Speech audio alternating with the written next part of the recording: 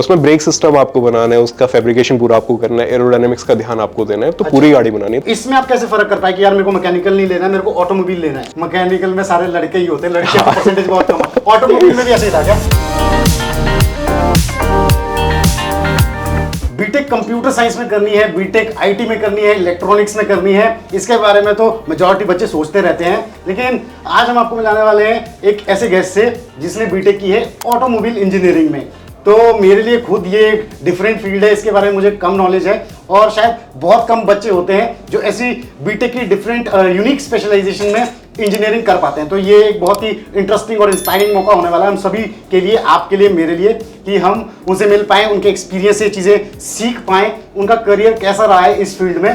तो अनस्क्रिप्टेड जो बीटेक की आज एपिसोड 3 है, इसमें हमने इन्वाइट किया है योगेश धामी को। Yogesh Dhami, hello, welcome. Hello, thank you so much. Thank you so much for inviting me here. तो ये है योगेश, ऑटोमोबाइल इंजीनियर। तो सबसे पहले तो मैं ये जानना चाहूंगा कि आपने बीटेक की इस ब्रांच में आपने चूज कैसे की है? घर वालों ने बोला, खुद से पता था या खुद का इंटरेस्ट था, क्या रहा ऐसा? एक्चुअली इस मामले में मैं थोड़ा लकी रहा हूँ कि घर वालों ने कभी किसी चीज के लिए फोर्स नहीं किया। अच्छा। बचपन से मन था, गाड़ियों का बड़ा शौक था। अच्छा। ये शौक शुरू हुआ था 8th क्लास में जब एनएफएस मोस्ट वांटेड खेलना शुरू किया था। अच्छा। हर किसी का वही होता है, तो फास्ट एंड फ्यूरियस या एनएफएस। क्या बात है। तो फिर जब गेम खेलना शुरू किया तो थोड़ा गाड़ियों में इंटरेस्ट बढ़ा कि गाड़ियों की नॉलेज लेने लगे कि क्या है, क्यों है, कैसे किसी से अलग है। नेशनल ज्योग्राफिक पे आता था एक मेगा फैक्ट्रीज, उसमें काफी सारे एपिसोड्स देखे, तो वहां से और ज्यादा इंटरेस्ट पड़ा इंजीनियरिंग की तरफ कि आखिर उन लोगों में ऐसा क्या है जो हमें नहीं है कि हम वैसी गाड़ियां नहीं बना सकते, या क्या प्रिंसिपल्स हैं जो वो लोग यूज कर रहे हैं, मैं वो जानना चाहता था। अच्छा। तो फिर बचपन से मैं 2 बातें कहता रहा था। मैं उत्तराखंड से actually born and bought up in Pithoragarh, बहुत छोटा सा शहर है, वहां पे इतना ज्यादा स्कोप नहीं है।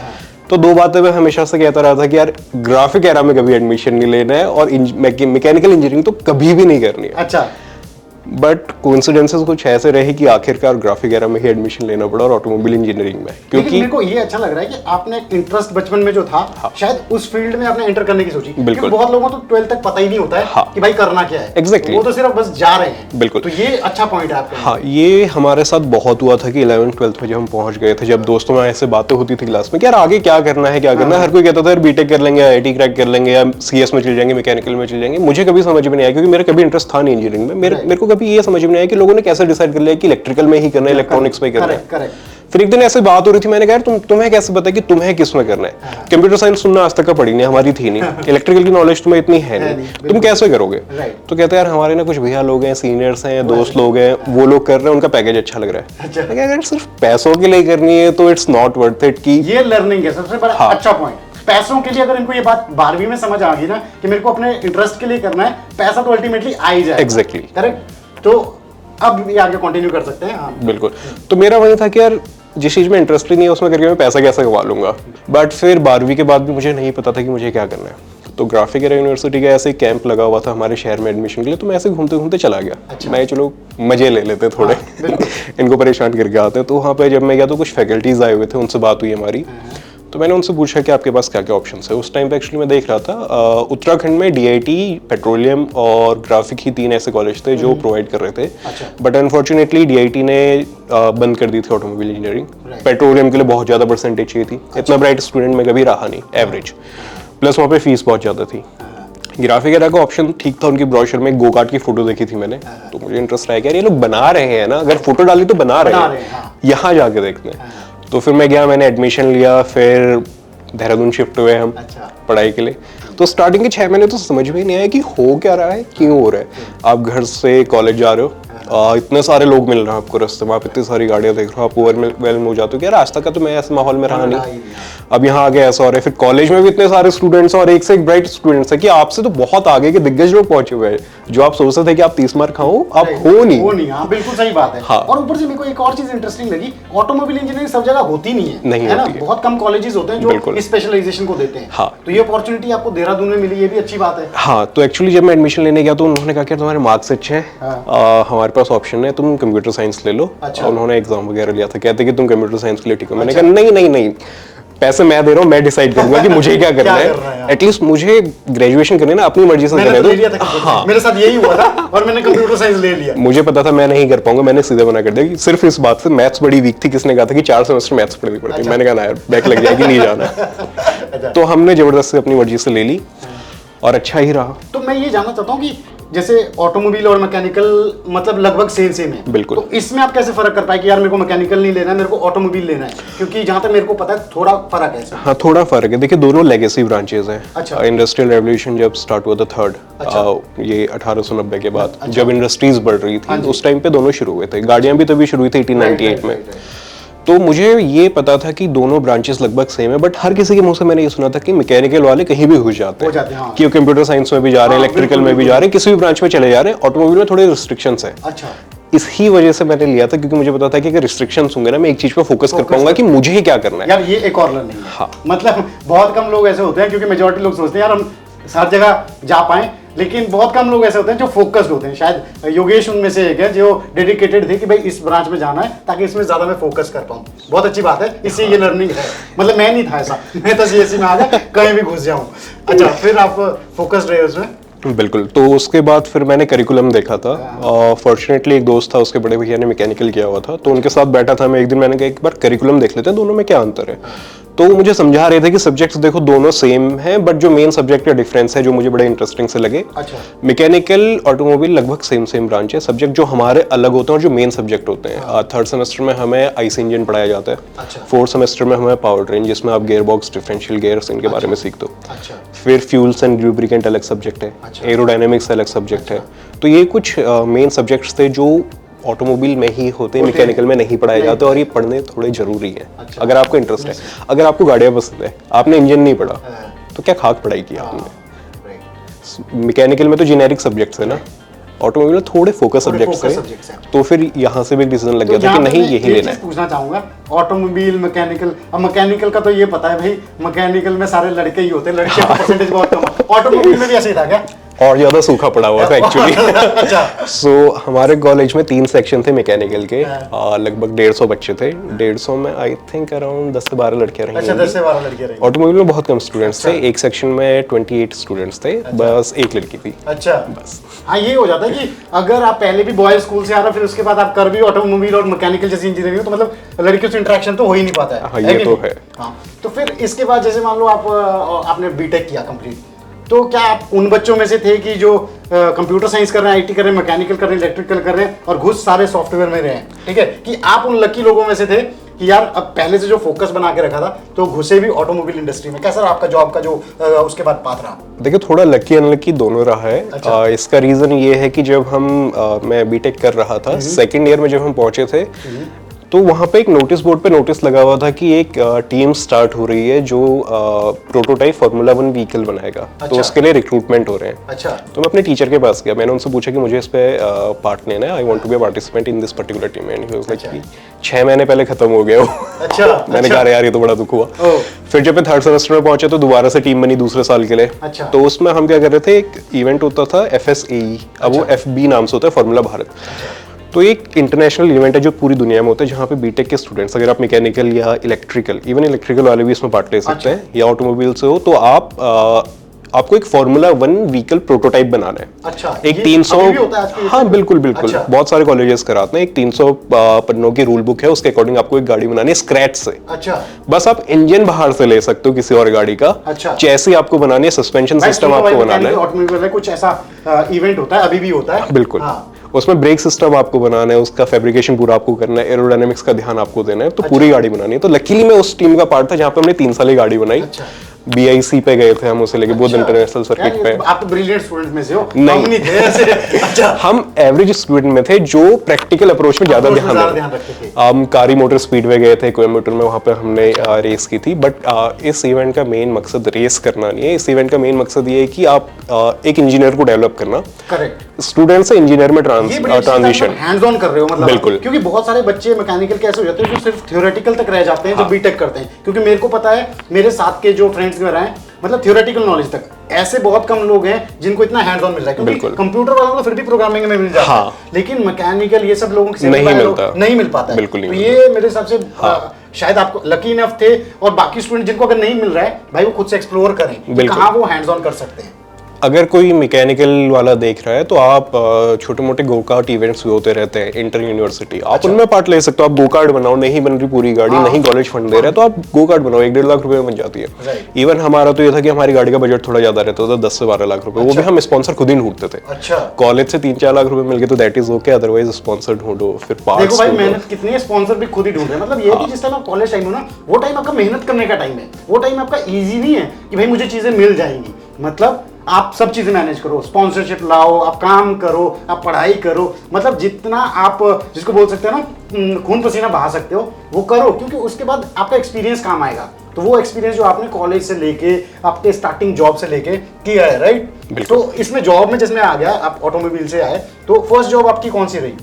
सो फर्स्ट जॉब का ऐसा है कि जब हम 7 सेमेस्टर में थे, सेमेस्टर बस खत्म ही हुआ था, सर्दियों की छुट्टियां पड़ी हुई थी, तो थोड़ा सा था कि यार अब कुछ करना है, एटलीस्ट कुछ तो कमाने लग जाते, क्योंकि घर वालों पे इतना भी प्रेशर डालना सही नहीं रहता कि अपने जेब खर्चे के लिए भी घर से पैसा लो। और वैसे भी बीटेक में मैं बस घर से दिन के 20 रुपए लेता था, वो भी इसलिए कि अगर गाड़ी छूट गई, बस छूट गई तो तुम घर पहुंच जाओ। बिल्कुल बिल्कुल। तो फिर 7 सेमेस्टर में जाके ये एक और पॉइंट मैं आपको रोकना चाहूंगा यहाँ पे, ये मेरे को ना बहुत अच्छी चीज लगती है कि जब आप कॉलेज में हो ना, आपके पास खर्चा ना कभी भी ज्यादा नहीं होना चाहिए, क्योंकि ज्यादा हो गया ना आपके फिर टाइम कहीं गलत जगह लग जाएगा। आपके पास लिमिटेड चीजें होंगी, लिमिटेड रिसोर्सेज होंगे ना, तो फोकस्ड रहेंगे। बिल्कुल, राइट। तो ये मेरे को बड़ा अच्छा पॉइंट लगा कि भाई इतने पैसे मिलते थे, चलो भाई इतने में करना है। सो फिर 7 सेमेस्टर के एंड में ये हुआ कि एक बचपन से शौक था कि यामाहा RX 100 नाम सुना है आपने बाइक का, वो लेनी है। अच्छा। अब हुआ क्या कि बाइक बहुत पहले बंद हो गई, 2 स्ट्रोक इंजन है, बैन है, तो सेकंड हैंड लेनी है, क्योंकि नहीं तो मिलती नहीं। सेकंड हैंड कितने की मिलती? 10 से 15 हजार रुपए की।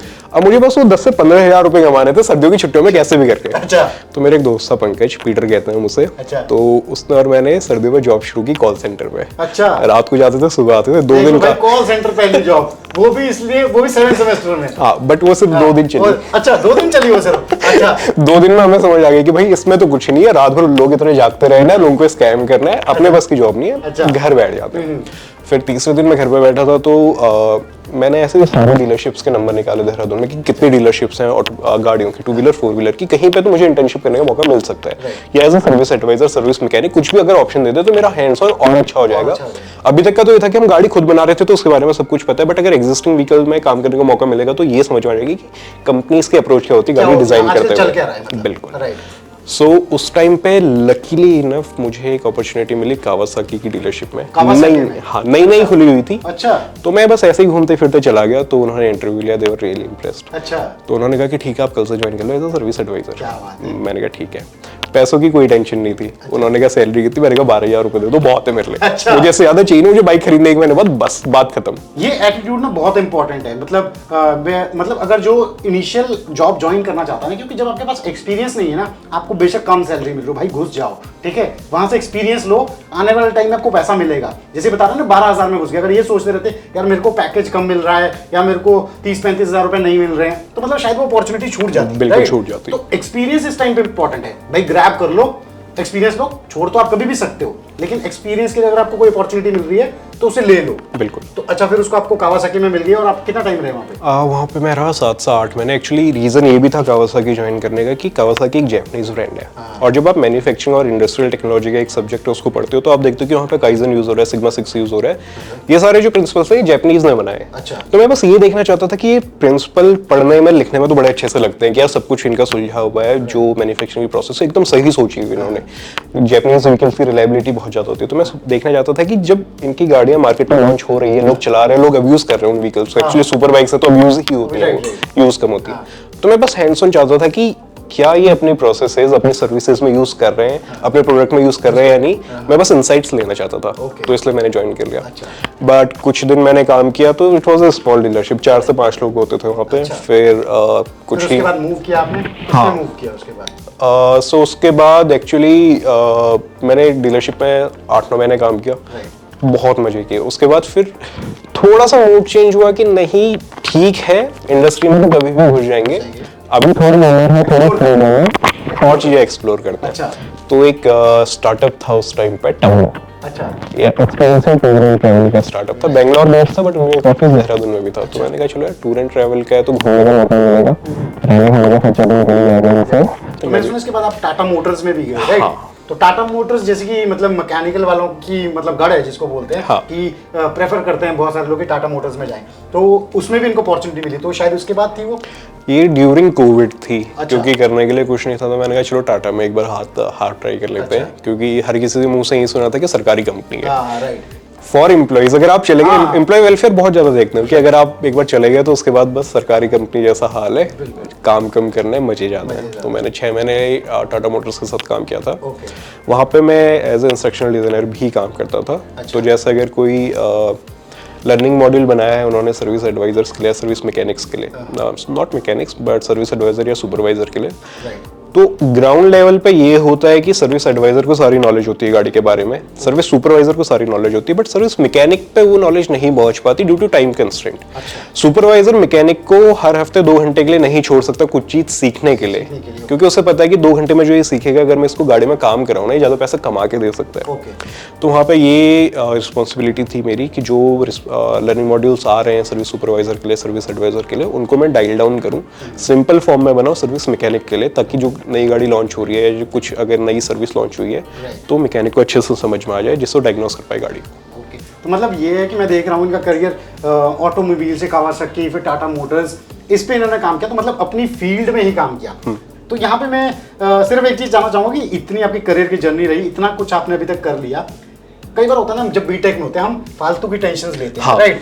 जो हमारे को लगता है जब हम करियर में आ गए यार ये टेंशन मैंने क्यों ली, तो मैं बच्चे होंगे जो अभी देख रहे होंगे वीडियोस, वो बीटेक क्या कर रहे हैं या प्लान कर रहे हैं, तो उनके दिमाग में टेंशन है कि यार हम क्या करें, हमारी जॉब्स मिले, प्लेसमेंट मिले, तो क्या ऐसी टेंशन है जो आपको लगती है कि जो नहीं लेनी चाहिए उस टाइम पे?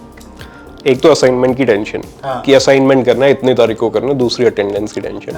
कभी कुछ नहीं होता, एग्जाम हर कोई दे देता है। और सबसे बड़ी टेंशन की बीटेक के बाद क्या करना है, मुझे सबसे बड़ा पैकेज चाहिए।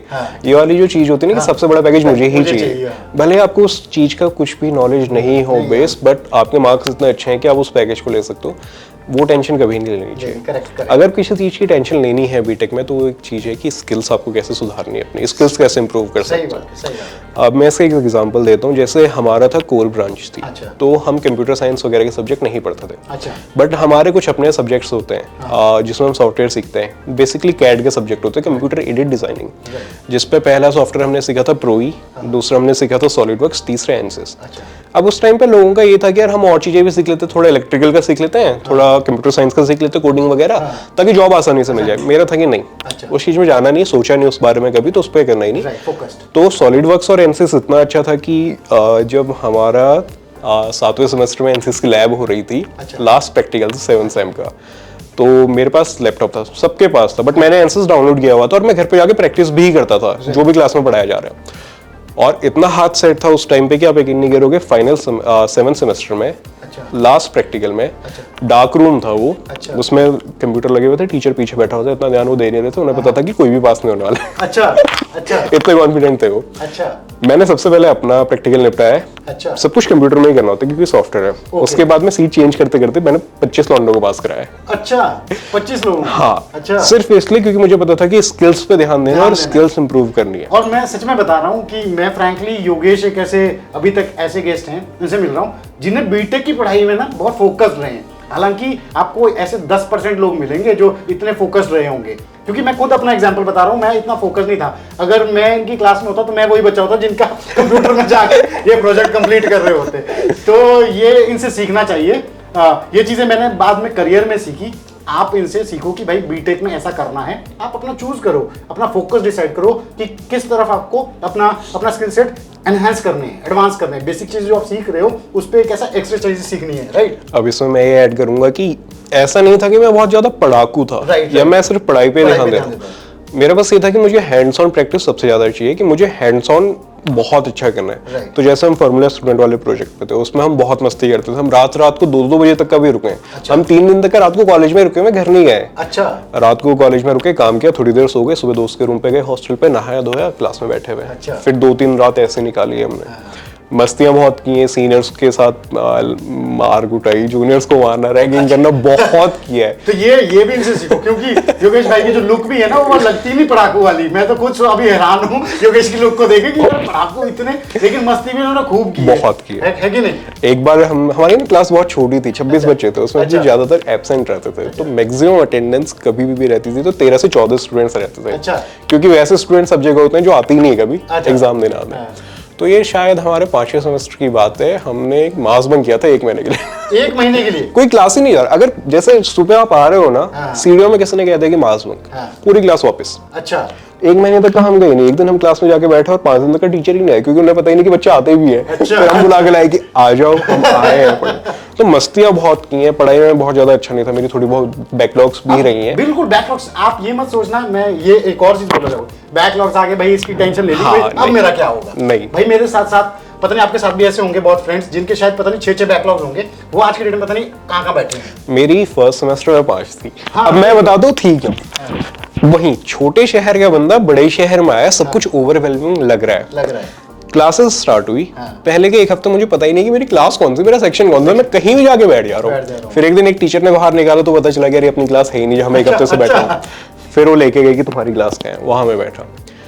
1 महीना ये सब सोचने में, मतलब 2 महीने तो ये सोचने में लग गई कि यार क्लास का फॉर्मेट क्या है, कभी वो क्या रहा है, मतलब दुनिया क्या है ये, एग्जैक्टली ये पढ़ाना क्या चाह रहे हैं, ये सिखा क्या रहे हैं हमें। वो पहली बार वो कैलकुलेटर लिया था ना, FX 89, हाँ भाई साहब 3 घंटे लगे उसको बंद करने में कि बंद कौन सा बटन से होता है ये। उस कैलकुलेटर को देख के ऐसा हो गया कि यार एक क्लास ना इसके लिए भी लगा दो कि कैलकुलेटर कैसे यूज करते हैं, ये भी सिखा दो, क्योंकि बहुत मुश्किल होता है यूज करना। मेरे साथ जैसे होता है जो स्टार्टिंग में इंजीनियरिंग क्लास की ना ड्राफ्टर होता है, हाँ बंदूक जैसा, तो मतलब समझ नहीं आता था चलाना कैसे है। तो मतलब फर्स्ट सेमेस्टर तो बच्चों ऐसा होता है ना कि आपको ये डाइजेस्ट करने में लग जाता है भाई हो क्या रहा है। एग्जैक्टली है कि नहीं? तो वहीं 2 महीने तो ये सोचने में समझने में लगे कि हो क्या रहा है, करना क्या है और क्यों करा रहे हैं लोग हमसे। 2 महीने खत्म हुए, मिड सेम के एग्जाम हो गए। अब अभी तक का तो ये समझ में रहा था कि हो क्या रहा है, पढ़ाई तो गई फाड़ में, कुछ समझ में तो आया नहीं, पढ़ाई तो की नहीं है। अब एंड सेम हुए, लिखा तो कुछ है नहीं, एंड सेम का रिजल्ट आया, सब में फेल। रिजल्ट आने के 1 हफ्ते बाद फाइनल सेमेस्टर के एग्जाम शुरू होते हैं। उसमें भी नहीं पता है कि क्या करना है। टेंशन वैसे हुई कि मिड सेम में तो फेल हो गया, एंड सेम में तो मैं पास हो ही नहीं पाऊंगा, सब में फेल। 5 बैकलॉग लगी हुई थी, बट थोड़ा सा पेशेंस रखना चाहिए, थोड़ी सी मेहनत करनी चाहिए, बैकलॉग निकल जाते हैं। ऐसा नहीं कि वो काला धब्बा है कुछ, हर किसी की लगती है, मैक्सिमम स्टूडेंट्स की फर्स्ट और सेकंड सेम में लगेगी। बट निराश नहीं, हाँ बिल्कुल, 3 साल है आपके पास, आप निकाल ले तो बहुत ही। ये एक मतलब जब ग्रेजुएशन करते हैं अच्छी चीज है। 12th 11वीं 12वीं की नहीं होगा कि भाई आपकी क्लास बैक हो जाएगी, आप दोबारा 12वीं में बैठोगे या 11वीं में बैठोगे। इसमें ये है कि हो रहा है, लेकिन इसको ऐसा नहीं, इसका फायदा नहीं उठाना है कि भाई चलो है तो अगर आपकी हो रही है, आपने मेहनत की है, उसके बाद नहीं निकला सब्जेक्ट, कोई बात नहीं, आगे निकालो, लेकिन इसको तो एकदम रिलैक्सेशन लेके नहीं चलना है। करेक्ट। तो योगेश एक और चीज़ मेरे दिमाग में आ रही है, जैसे आजकल मतलब हम देख रहे हैं कि ऑटोमोबाइल जो सेक्टर है वो फ्यूल से, पेट्रोल से इलेक्ट्रिक की तरफ जा रहा है। तो हमारी जो पढ़ाई होती है, सिलेबस होता है ना, वो इतना जल्दी चेंज नहीं होता है। उसमें जो चीज़ें पढ़ाई जाती हैं वो थोड़ी सी कन्वेंशनल पुरानी होती है, मतलब मेरे हिसाब से शायद 5-6 साल पीछे ही होती है। तो क्या लगता है कि जो बच्चे अभी वो पढ़ाई कर रहे हैं, कैसे उनकी पढ़ाई और करियर इंपैक्ट होगा अगर वो पुरानी चीज़ें पढ़ते रहेंगे, कैसे वो उस चीज़ में स्विच कर सकते हैं, जैसे अब हम इलेक्ट्रिक में जा रहे हैं, तो इसके बारे में थोड़ा सा ब्रीफ करेंगे आप स्टूडेंट्स को? बिल्कुल। पहले तो आप बहुत जेनरस थे कि 5-6 साल पुरानी नहीं, एक्चुअली अभी भी 50 से 60 साल पुरानी चीजें पढ़ाई जाती हैं। अच्छा। सिर्फ इसलिए क्योंकि वो जानना जरूरी है। अब जैसे कार्बोरेटर आज की गाड़ी में यूज नहीं होते हैं, BS6 के बाद तो सारे फ्यूल इंजेक्शन है, बट कार्बोरेटर पढ़ाया जाता है। क्यों? क्योंकि अगर आपको कार्बोरेटर की वर्किंग नहीं पता होगी तो आप बर्नौलीज प्रिंसिपल नहीं पढ़ पाओगे। जब तक वो क्लियर नहीं होता तब तक आप बाकी चीजों की समझ नहीं ले सकते। सो अभी जो लोगों को लग रहा है और जो ट्रेंड चल रहा है कि IC इंजन यानी internal combustion engine petrol diesel से इलेक्ट्रिक की तरफ शिफ्ट हो रहा है, हाँ हो रहा है। सबसे ज्यादा पॉपुलर अभी इलेक्ट्रिक व्हीकल्स ही होंगे, बट इतना आसान नहीं है ट्रांजिशन पेट्रोल डीजल से इलेक्ट्रिक पे करना। तो बीच में एक चीज आती है हाइब्रिड व्हीकल्स, अच्छा, जिसमें पेट्रोल भी डलता है, डीजल भी डलता है, और वो इलेक्ट्रिक पावर जनरेट करती है व्हील्स को रोटेट करने के लिए। सो अगर आप चाहते हो कि आपको ऑटोमोबाइल इंजीनियरिंग पढ़नी है, आप मैकेनिकल लेना चाहते हो क्योंकि आपका गाड़ी में इंटरेस्ट है, बट इंजन वगैरह पढ़ने को नहीं मिलेगा, so that is not true, आपको पढ़ने को मिलेगा। आपको वो सारी बेसिक चीजें पता होनी चाहिए एक हाइब्रिड व्हीकल बनाने के लिए। प्लस अब जो हो रहा है कि अब काफी यूनिवर्सिटीज जो हैं बीटेक में स्पेशलाइजेशन ऑफर कर रही हैं, और सॉरी ऑटोमोबाइल इंजीनियरिंग में भी स्पेशलाइजेशन है, फर्दर ब्रांच के अंडर स्पेशलाइजेशन, बिल्कुल, कि स्पेशलाइजेशन इन ऑटोमेशन, जिसमें आपको ऑटोमेटिक जो ड्राइवर सिस्टम होते हैं वो बनाने को मिलते हैं, specialization in electric vehicles and specialization in hybrid vehicles. तो आप इन तीनों में से कोई भी चूज कर सकते हो। थोड़े एडिशनल सब्जेक्ट होंगे जिसमें आपको कंप्यूटर साइंस का पढ़ाया जाएगा, इलेक्ट्रिकल का पढ़ाया जाएगा, इलेक्ट्रॉनिक्स का पढ़ाया जाएगा, and that is a good thing. So मैं तो रिकमेंड करूंगा कि अगर कोई अब लेगेसी कोर्सेज में जाना चाह रहा है मैकेनिकल और automobile, so he should choose a specialization जो उसे थोड़े फ्यूचर को भी, उसके फ्यूचर को सिक्योर करे इन टर्म्स ऑफ कि उसको अदर टेक्नोलॉजीज जो पढ़ाए। एक इसमें और ऑप्शन आता है कि काफी कॉलेजेस अब मैकेनिकल रोबोटिक्स में भी पढ़ा रहे हैं। अच्छा, एक स्पेशलाइजेशन है मैकेनिकल के अंदर रोबोटिक्स। अच्छा, तो वो भी आप चूज कर सकते हो। तो आज बहुत सारी लर्निंग रही योगेश से, इनके बीटेक इंजीनियरिंग ब्रांच हो, करियर हो, क्या चीज़ें इन्होंने की, और इन्होंने बहुत टेक्निकल चीज़ें भी बताई। तो ऑटोमोबाइल इंजीनियरिंग जो करना चाहते हैं, मैकेनिकल करना चाहते हैं, शायद उनको थोड़ा स्कोप पता लगा होगा, ये पता लगा होगा क्या करना है। तो Yogesh, thank you so much, आप हमारे साथ आ जाए और बहुत कुछ आपने बच्चों को बताया, मतलब बड़े भैया टाइप। तो यही है, बस इंस्पायर करना है बच्चों को। तो अगर कुछ भी आपके कमेंट्स हो, कुछ भी क्वेश्चंस हो, तो योगेश तो आज फिलहाल आज एक ही दिन है, तो अगर आप कमेंट्स में पूछते हैं तो मैं इनसे उसके आंसर्स लेके आपको रिप्लाई कर सकता हूं। तो आप ज़रूर कमेंट्स में बताएं कि आपको आज का ये वीडियो कैसा लगा, कुछ क्वेश्चंस हैं तो वो भी बताएं। So thanks for watching our video, thanks Yogesh आने के लिए। तो जल्दी मिलेंगे एक और ऐसे ही अनस्क्रिप्टेड बीटेक वीडियो पे, जल्दी ही और भी कुछ डाउट क्लियरिंग वीडियोस लेके आएंगे। So thank you so much, जल्दी मिलेंगे नेक्स्ट वीडियो में।